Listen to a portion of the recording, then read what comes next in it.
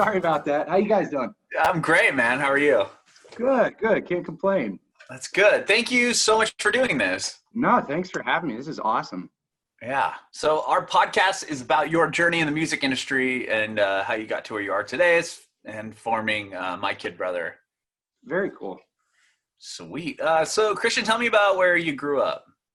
So I grew up just north of Baltimore City, in a pretty small town. I grew up, it's a town called Finksburg, Maryland. And I grew up with my mother and older sister in like a cabin kind of back in the woods outside, probably about 15 minutes outside the city. Pretty normal. But then my family moved up to like the North Bay area, and I moved back to Baltimore for college. But now I live in Leesburg, Virginia. And that's where the band started, right? Leesburg? Yep. Okay. So how'd you get into music originally? So my mom, she graduated from Juilliard, so she was like really very musical from the start. She also had a ballet school in part of our house when we were growing up. So my youngest years was like, we had a big grand piano in the house, and we had a big, she always really liked vinyl. So we had big vinyl player, and that's what she would primarily use for all of like the ballet and dance stuff. And my sister and I pretty much had 24/7 access to that, the grand piano and all the ballet stuff. And she put my sister through music lessons really early on, but I kind of was too all over the place to want to do it. But I just kind of followed the beat of my own drum and started picking up different like random instruments as I like came more into adolescence. I got a D- almost all 4 years of French horn in grade school. And so my band teacher was like, "Well, you're not really much of a music kid, and that's okay." And I was like, "No, actually, you're not right." So I like picked up guitar and That's funny. Yeah, so worked pretty well. You showed him, you know? Yeah. Oh, that guy. It's like in the Rock and Roll Hall of Fame, there's Jim Morrison's report card, and he had like a D in chorus in high school. Yeah, right. It's like, okay. Yeah. That's cool. So you played the French horn, you're saying? Yeah, I remember like hating it, and the only reason that I played it was because I was the kid that, remember when you had to get like your parents to sign for things? Mm-hmm.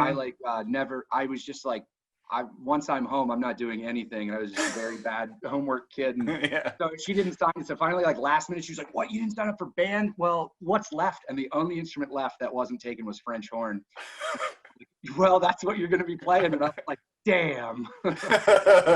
So how many years did you do band?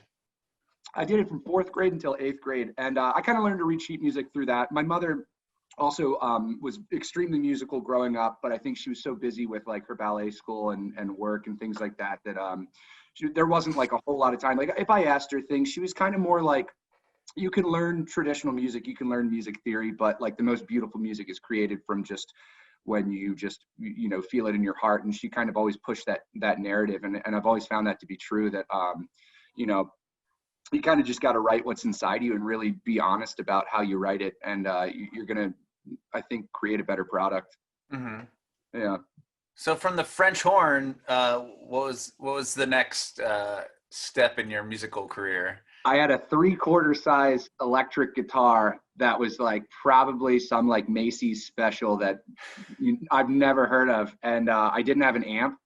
And I started playing that, but I broke all the strings because I didn't know how to tune it. So I used our piano to tune it, and that's just not what you should do. I broke almost every string. So I was like, I had to wait till Christmas to get like an amp and new guitar strings. But yeah, and then I just joined, like, we made a band called, what was it called? Slow Children at Play, like the road sign, when I was in class 12. That's a good name. We did Blink-182 covers. Oh, that's awesome. Another Blink. I love this. Okay, because I'm in San Diego, and I was just telling this story earlier to another band where I live. Like, we grew up right by where Blink is from in Poway, California. So I love hearing that people, get. That's like it's so cool to me to hear people all over the country and world that are like, I just started learning Blink songs. Yeah, it's like, dude, Blink's so awesome. cool. Yeah, such a good band. I know. It's amazing how the success that they've have achieved. It's just crazy that they're just from here in our backyard, which is weird. Right. So cool. You're learning Blink on guitar. You finally got your amp, your strings, and I did. Did you guys ever play out in the so we played? It was called Slow Children at Play. Slow Children at Play. There it is. And so we played. So I remember we used to practice in the band room, and this was in middle school. And until the I think the school or the administration was like, you guys can't stay after school and play this, because it was like Blink-182 songs. They were like cussing and stuff because we were sure. We're so edgy, So then my family moved, and I had a band in high school with a bunch of my buddies called the Attic Rats, because we played in my attic. That's cool. Pretty appropriately named. And it was mostly covers. We made like originals, but it was kind of like, before I really knew anything about writing music, I was just like, this sounds really cool together. And we won the battle of the bands in my high school and stuff. And so that was, yeah, I mean, hey, I think it was us and one other band. So, it was a coin toss. It was still won. Yeah, you still won. And would you guys, aside from the battle of the bands, did you play locally? One time we played outside of my neighborhood. We just set up and we're playing a free show for you guys in a courtyard.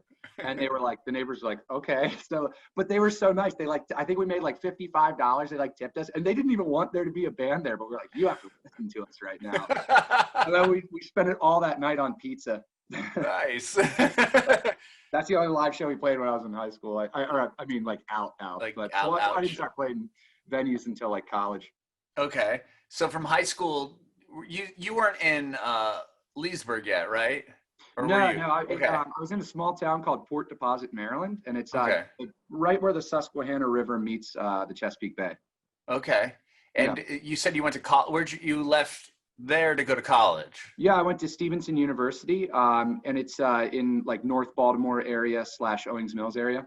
Okay. And did you go for music or just something totally different? No, I initially went for business administration, and I also picked up film and video.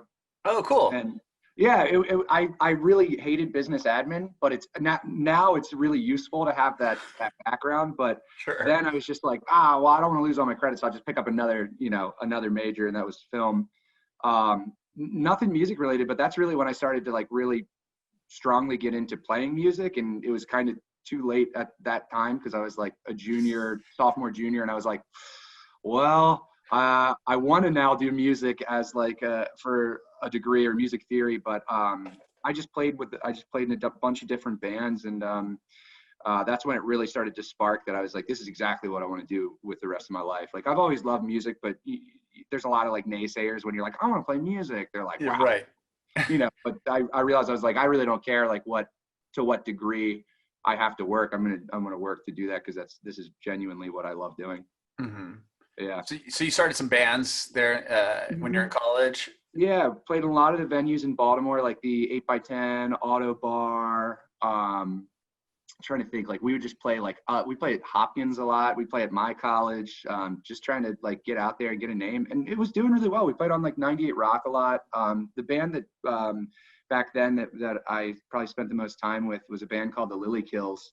Mm-hmm. And really great guys. I mean, some of the most phenomenal musicians that I've ever worked with. And that kind of just due to people's lives that kind of fizzled out. And but I didn't really want to stop playing live music. So all my best friends, they moved down to Leesburg, and I kind of followed them and slowly just kind of fell into place that we met. I met the people that are now in the band, now in My Kid Brother, and kind of just slowly, oddly just kind of fell together. And I really didn't even think I was going to be playing too much more live music at that point. I thought I was just going to be producing stuff in my room, and I just was like, oh shit, that's right. I really love playing live music, so I guess I'm gonna just keep doing it. That's awesome. Okay, so what took you to Leesburg? You just decided to move there with some friends? So all my best friends that I grew up with, went to college with, it was at the time it was 10 guys, maybe 7 to 10. They all started working for Amazon because Northern Virginia is huge as far as they have data centers everywhere for Amazon. So they started working there, and I was just coming down all the time.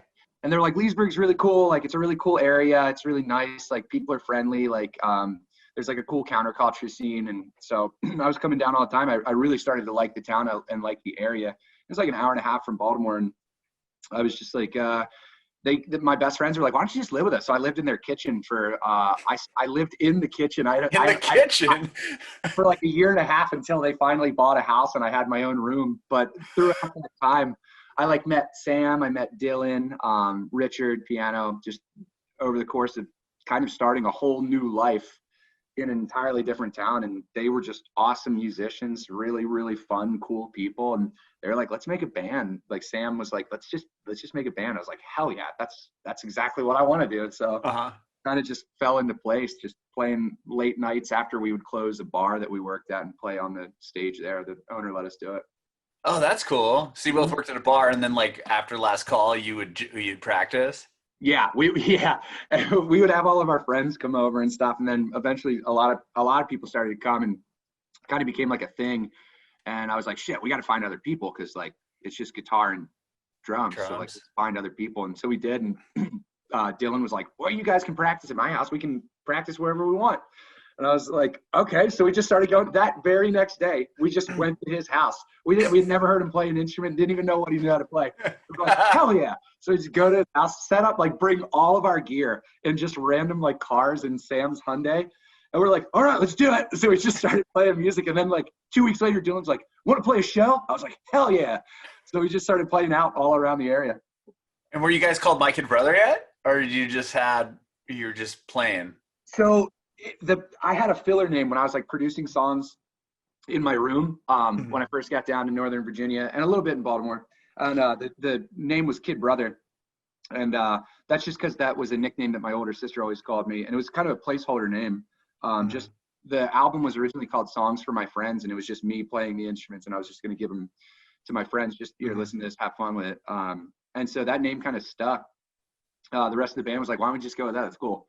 So we did, and we were playing under the name Kid Brother. And then due to like other people having a similar band name or having a band name, we ultimately had to change it to My Kid Brother, which now I like a lot more, because I think it's a lot more possessive. And it, like, you know, my sister always called me her kid brother. So, but yeah, we just started playing shows and kind of went under the name Kid Brother. Like the tracks that I'd recorded, we put on USB drives, just handed them out to everybody. And the first show we played, we, you know, like a surprising amount of people showed up.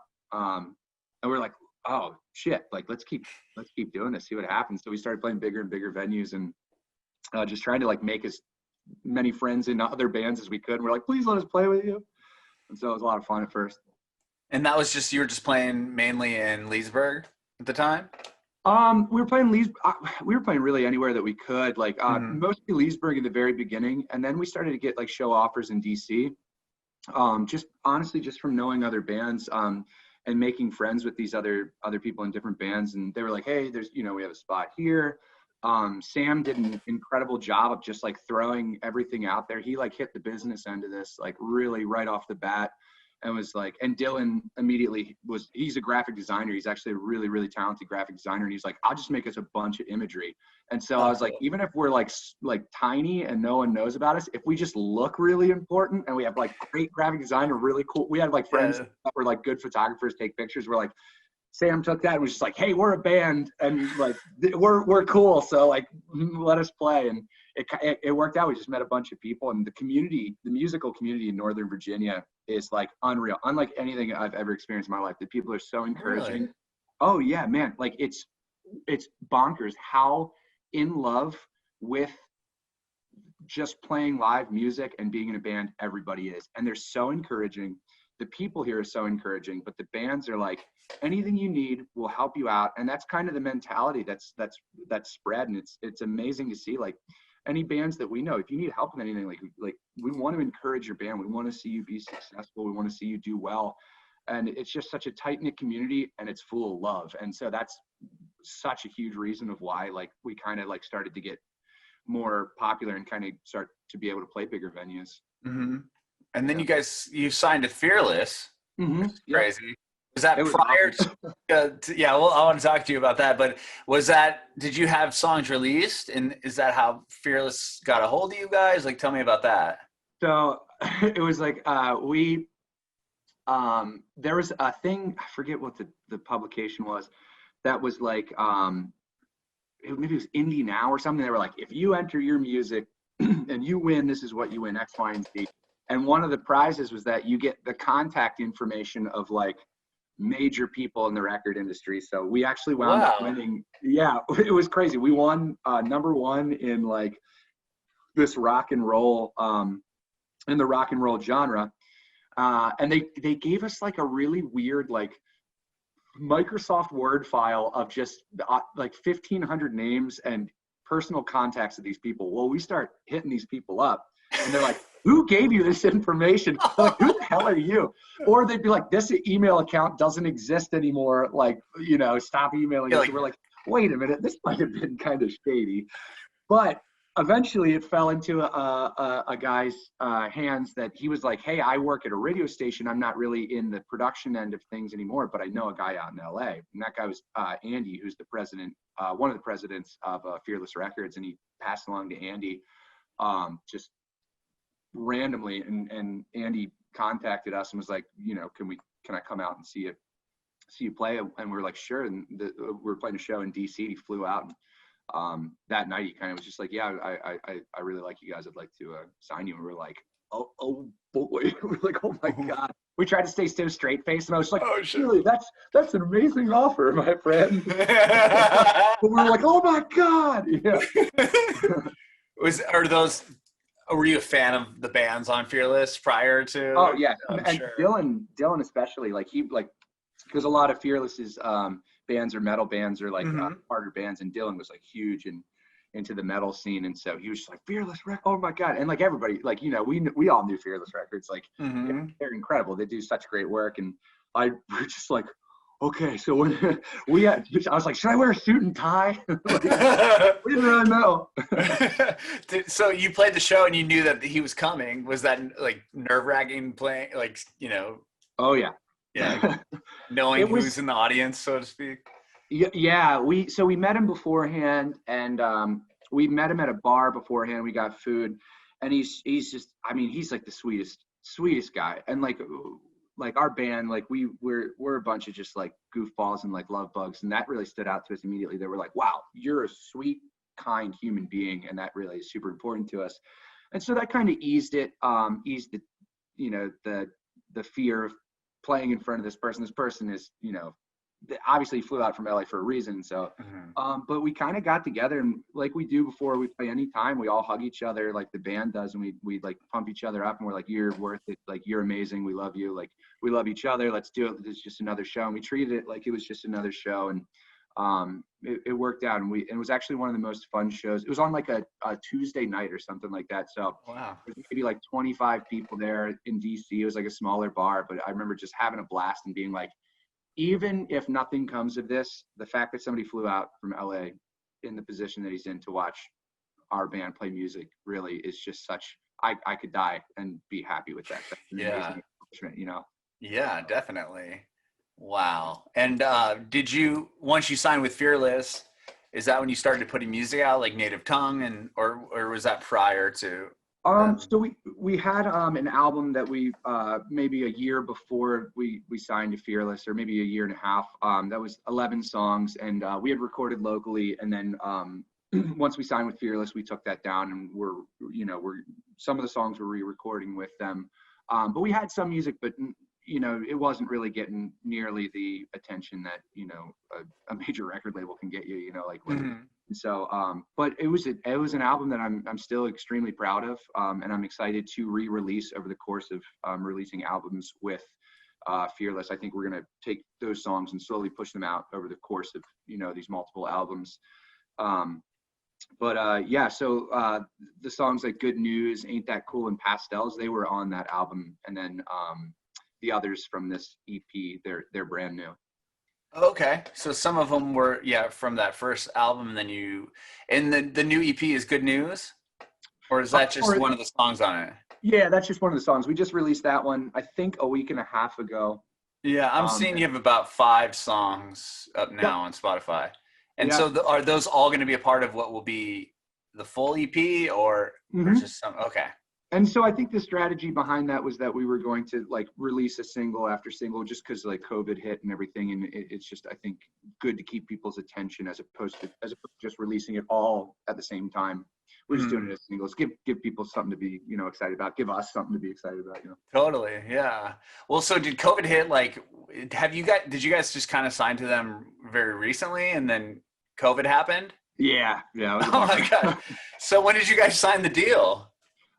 So we officially signed the deal, I think, a year and a half ago, but due to like contracts, things like that, and like kind of like getting the pieces together, finding the producers, us being on the East Coast, primarily the producers that we worked with, and then the label being out in LA, there's a lot of back and forth. We had to like go and make the album, keep going back and forth, meet the producers that we liked, and we found two that we absolutely fell in love with who made the EP.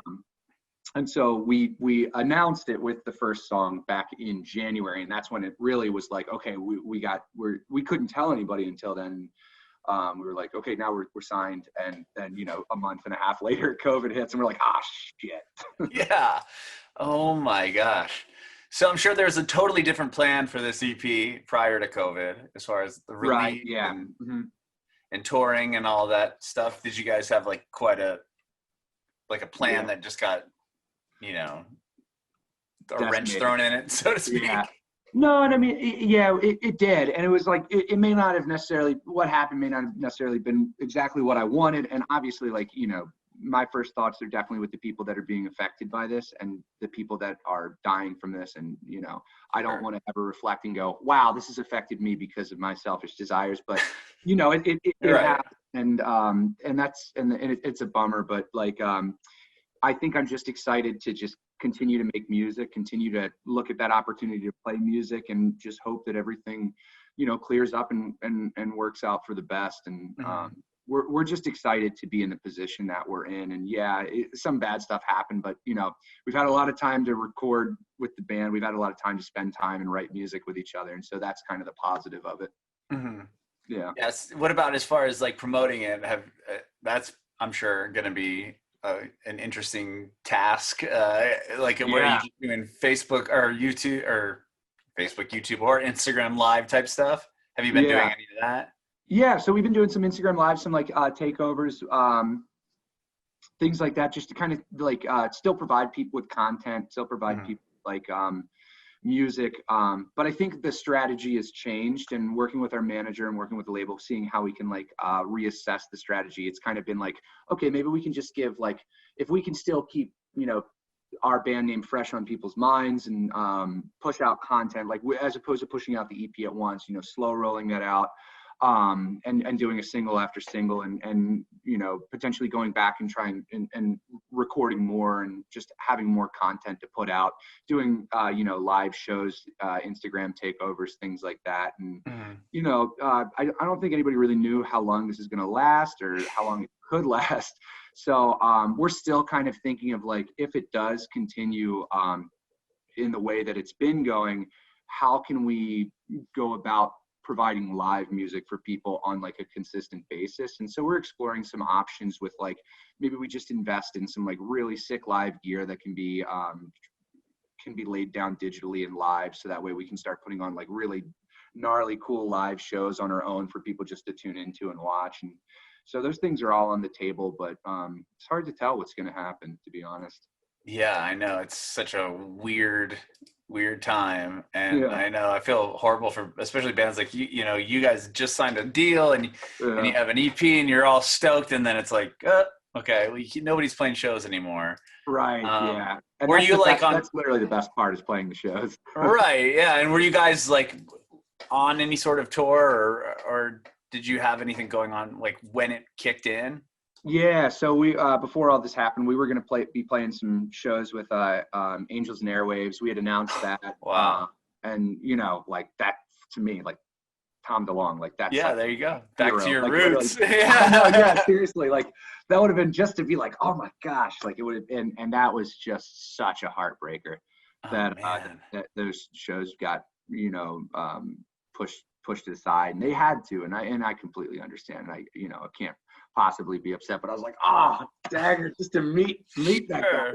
I know. But Wow. yeah, we had some big plans in the works, and we were really like, our all of our management and the label were really pushing and working really hard, our booking agent and things like that. And Mm-hmm. so that was a real bummer, but here's to look into the future, and here's to staying Sure. healthy and still creating some cool music. Yeah, definitely. And the Yeah. most recent one you put out is Ain't That Cool? Is that the most recent single? Good News is the most Oh, recent. Good News Before that is. was Ain't That Cool. Yeah. Okay. And I love the video for Ain't That Cool. Was that just old footage you guys had? Yeah, Or I got to give credit where it's due. Piano in the band, and Dylan and Richard are phenomenal at just documenting things. Piano, she uses her Polaroid a lot, and so we had so much footage, we really didn't know what to do, and we were like, let's just make it's just like show who we are as people and just be goofy. And so she took all this live footage and made like a really fun video out of it, and she did a really great job. yeah, it's awesome. I really Thank like you. it. It's really, Thank you. I know it's like, yeah, it's so well done. Because Yeah. it cuts from like old stuff to even looks like new footage, and the way she put in like the little like white squiggly animations and Right. Yeah. yeah, So it's actually, cool. Dylan did the animation. They two-parted it. They Tag teamed it. Yeah, it was awesome, and it kind of shows us as like we're really like goofy people, but we just love what we get to do, and we love playing music, and we honestly love each other a lot, and we're very supportive of each other. They're like, let's just show that to people. Yeah, you can tell that you guys really get along. It's awesome. Well, dude, thank you so much for chatting with me today. I really, really appreciate it. Thanks for having me. This is so cool. It's great to talk to you. Yeah, this is awesome. I have one more question. I want to know if you have any advice for aspiring artists. Sure. Yeah. I would say what I say most commonly, I think, is just play as much music as you possibly can, and play with as many people as you possibly can, because everyone has some bit of information they can give you, and just building that community and building your network of people with other musicians is the most important and the most fulfilling thing that you can do.